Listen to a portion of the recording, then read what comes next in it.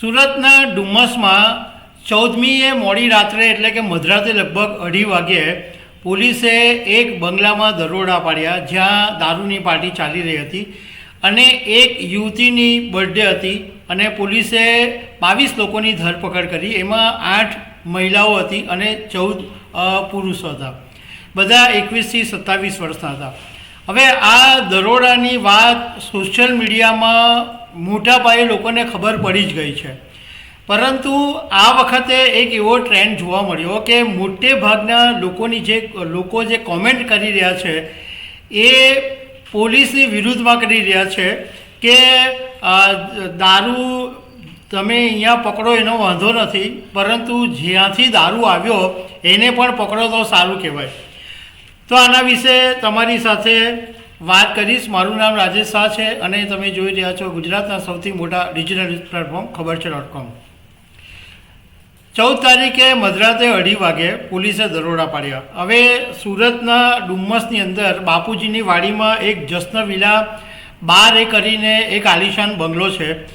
એમાં એક makeup artist છોકરીની બર્થડે પાર્ટી હતી અને એના બધા મિત્રોને બોલાવેલા હતા અને આ બંગલાની અંદર દારૂની મહેફિલ ચાલી રહી હતી। એટલે પોલીસને કોઈ રીતના બાતમી મળી હશે એટલે પોલીસે ત્રાટકી અને ત્યાં ગાડી 8 મહિલા અને 14 પુરુષોની ધરપકડ કરી અને બર્થડે પાર્ટી સમાપ્ત થઈ ગઈ। હવે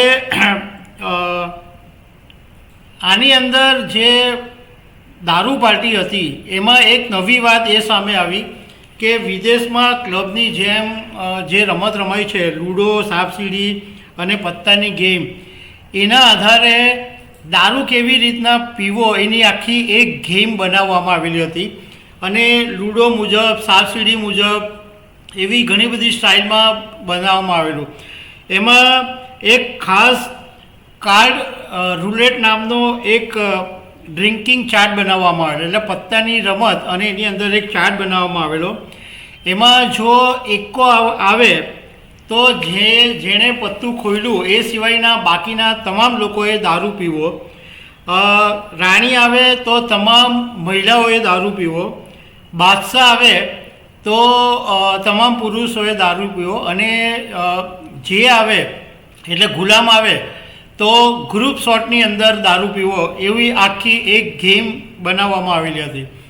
હવે પોલીસે ઘણી બધી કારો જપ્ત કરી અને મોબાઈલ જપ્ત કર્યા, વિદેશી દારૂની બોટલ જપ્ત કરી અને પોલીસે મીડિયાની સાથેની વાતમાં એવું કીધું કે લગભગ 1 કરોડથી વધારેનો મુદ્દામાલ જપ્ત કરી દેવામાં આવ્યો, બધાના નામે જાહેર કરી દેવામાં આવ્યા।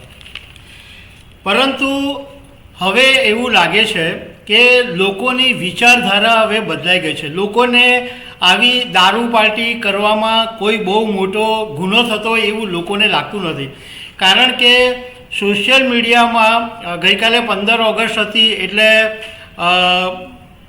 મોટે ભાગના મીડિયામાં રજા હતી, પણ સોશિયલ મીડિયાની અંદર આ સમાચાર વાયુ વેગે પ્રસરી ગયા અને લોકો એવું કહી રહ્યા હતા કે ભાઈ તમે દારૂ અહીંયા દરોડા પાડ્યા સારી વાત છે, પરંતુ એ પણ જોવું જોઈએ કે આ સ્થળ ઉપર આટલી મોટી સંખ્યામાં વિદેશી દારૂની બોટલો આવી ક્યાંથી એ પણ તમારે તપાસ કરવી જોઈએ। ગુજરાતની અંદર દારૂબંધી છે અને આ કંઈ નવાઈની વાત નથી, અનેક વખત રેડ પડે છે અને દારૂ પકડાય જ છે।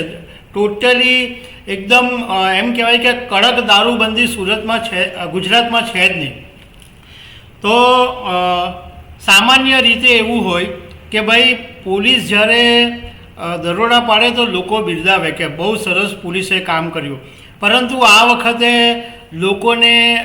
લોકોનો ટ્રેન્ડ બદલાઈ ગયો છે। લોકો પોલીસને બિરદાવતા નથી, જેમને પાર્ટી કરી એને છાવરવાનો બી પ્રયાસ નથી, પરંતુ એક ટ્રેન્ડ બદલાવવો જોઈએ એવું લોકો કહી રહ્યા છે કે ભાઈ કોઈને તમે નુકસાન નથી કરતા, કોઈને હાનિ નથી પહોંચાડતા અને તમે બંધ પાળને તમારું સેલિબ્રેશન કરો છો, તમારી બર્થડે પાર્ટી કે લગ્નની પાર્ટીનું કે કોઈ બી અન્ય પાર્ટીનું, અને તમે એમાં દારૂ નહીં હોય તો એને એટલું મોટો ઇસ્યુ નહીં બનાવવો જોઈએ। કારણ કે લોકોનું કહેવું એમ છે કે આની અંદર પોલીસે બધાના નામ, ઉંમર, સરનામા બધું જ જાહેર કરી દીધું. તો આજે સોશિયલ મીડિયાની અંદર લોકો પછી આ મહિલાઓને હેરાન પણ કરે તો એ પછી કોણ જવાબદાર બને? કોઈકે એવું બી લખ્યું કે પોલીસનું કામ એવું છે કે ચોરને કહે કે તું ચોરી કર અને સાવકારને કહે કે તું જાગતો રહે. પોલીસે એ તપાસ કરવી જોઈએ કે આ બુટલેગરો કોણ છે કે જે આવી રીતના દારૂની સપ્લાય કરે છે. અને ઘણા બધા ડુમ્મસની અંદર મોટા ભાગના બંગલા છે એ લોકોએ એના માટે જ રાખેલા છે કે ત્યાં એ લોકો દારૂ પાર્ટી કરી શકે.